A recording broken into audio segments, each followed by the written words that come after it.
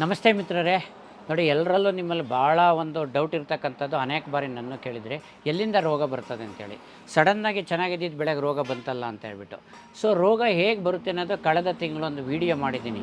ರೋಗ ಬರೋದಕ್ಕೆ ಪೂರಕವಾದ ಅಂಶಗಳು ಯಾವ್ಯಾವೋ, ಹೇಗೆ ಅಭಿವೃದ್ಧಿ ಆಗುತ್ತೆ ಅಂತ. ಸುಮಾರು ಜನ ವಿಡಿಯೋ ನೋಡಿಲ್ಲ, ಆ ವಿಡಿಯೋ ನೋಡಿ. ನಂತರ ರೋಗ ಬಂದ ತಕ್ಷಣ ಏನು ಮುಂದೇನು, ಕೆಲವರು ನೋಡಿದ್ದೆ ತುಂಬ ಮಳೆ ಬರ್ತಲೇ ಇದೆ, ಈಗ ನೆನ್ನೆ ಹೊಡೆದಿದ್ದೆ ಮತ್ತೆ ಹೊಡಿಬೇಕಂತ. ಇನ್ನೊಂದು, ಈ ದ್ರಾಕ್ಷಿ ಬೆಳೆಗಾರರು ಟನ್ನುಗಟ್ಟಲೆ ಫಂಗಿಸೈಡ್ಗಳನ್ನು ಸ್ಪ್ರೇ ಮಾಡಿದ್ದೀನಿ ರೋಗದ ಭಯಕ್ಕೆ ಎದುರ್ಕೊಂಡು. ಸೊ ರೋಗ ಬಂದಾಗ ಸಸ್ಯಗಳು ಸುಮ್ಮನೆ ಇರ್ತವೆ ಅಂದರೆ ಖಂಡಿತ ಸಸ್ಯಗಳು ಸುಮ್ಮನೆ ಇರಲ್ಲ. ಅವುಗಳಲ್ಲೂ ಡಿಫೆನ್ಸ್ ಮೆಕ್ಯಾನಿಸಮ್ ವರ್ಕ್ ಆಗ್ತದೆ. ನಾವು ಅದಕ್ಕೆ ಪೂರಕವಾದ ಕ್ರಮಗಳನ್ನು ಕೈಗೊಳ್ಳಬೇಕಾಗ್ತದೆ. ಅಂದರೆ ಪ್ಲ್ಯಾಂಟ್ಸ್ಗೆ ಯಾವುದೇ ಪೋಷಕಾಂಶ ಕೊರತೆ ಆಗದಂಗೆ, ಸ್ಟ್ರೆಸ್ ಆಗ್ದಂಗೆ ನೋಡ್ಕೋಬೇಕಾಗ್ತದೆ. ನೀರಿಲ್ಲದೆ ಸೊರಗೋದು, ನೀರು ಜಾಸ್ತಿಯಾಗಿ ಸೊರಗೋದು, ಇದೆಲ್ಲ ಆಗಬಾರ್ದು. ಯಾವುದೇ ಪೋಷಕಾಂಶ ಕೊರತೆ ಆಗಬಾರ್ದು. ಹಿಂದಿಂದಲೇ ಸ್ಪ್ರೇ ಮಾಡಬಾರ್ದು. ಸೊ ಸ್ಪ್ರೇ ಮಾಡೋದಕ್ಕೆ ಒಂದು ಲಿಮಿಟ್ ಇದೆ, ಎಕನಾಮಿಕ್ ಥ್ರೆಶೋಲ್ಡ್ ಲೆವೆಲ್ ಅಂತ ಕರಿತೀವಿ.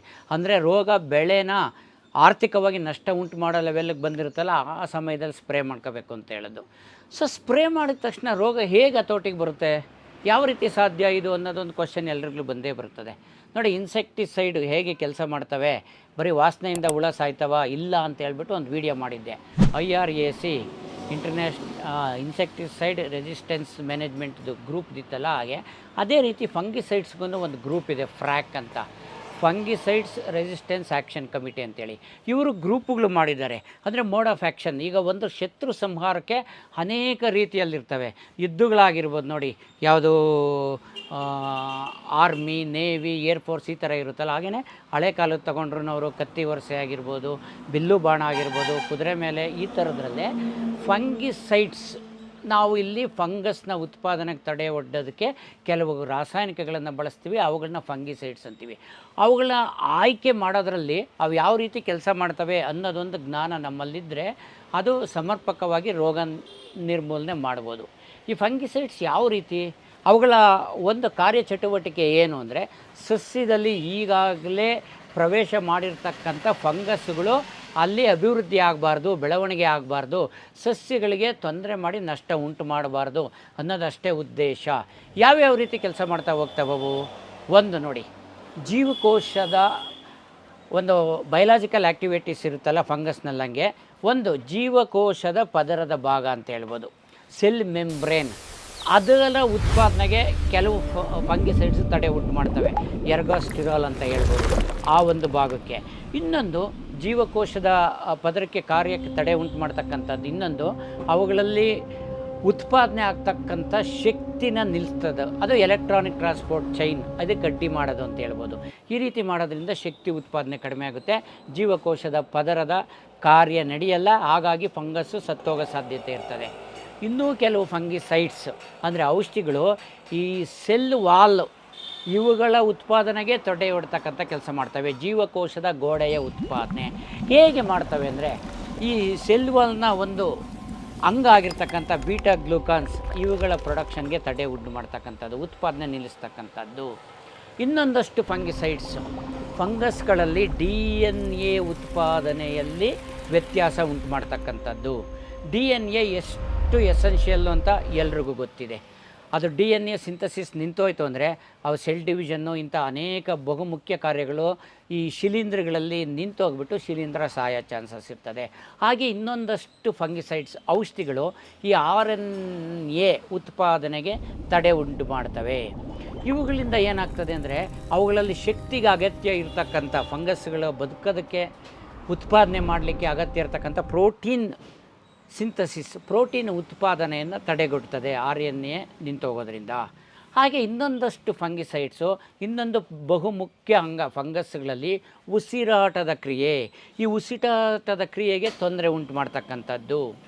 ಇನ್ನೊಂದಷ್ಟು ಫಂಗಿಸೈಡ್ಸು ಬೇರೆ ರೀತಿ, ಹೇಗೆ ಅಂದರೆ ಅವುಗಳಲ್ಲಿ ಒಂದು ಸ್ಟ್ರೆಸ್ ಉತ್ಪಾದನೆ ಮಾಡೋದು, ಆಕ್ಸಿಡೇಟಿವ್ ಸ್ಟ್ರೆಸ್ ಅಂತ ಕರಿಬೋದು.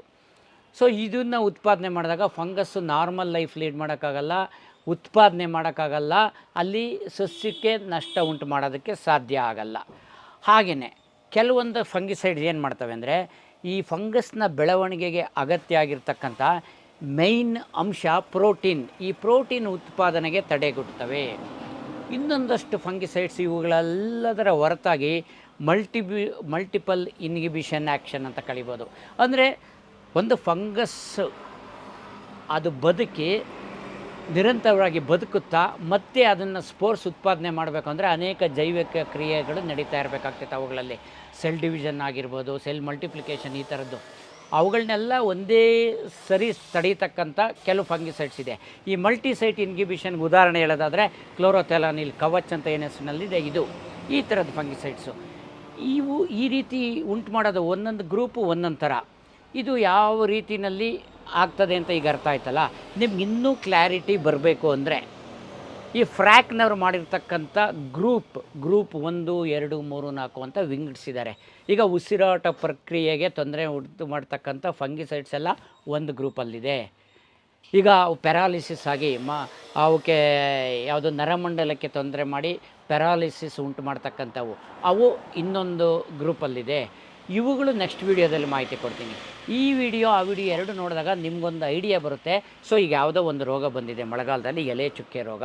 ಸೊ ಒಂದು ಸ್ಪ್ರೇ ಮಾಡಿದ ತಕ್ಷಣ ಯಾವುದೇ ಒಂದು ರೋಗ 100% ಕಂಟ್ರೋಲ್ ಆಗೋಲ್ಲ. ಫಾಲೋ ಅಪ್ ಸ್ಪ್ರೇ ಮಾಡಬೇಕಾಗ್ತದೆ.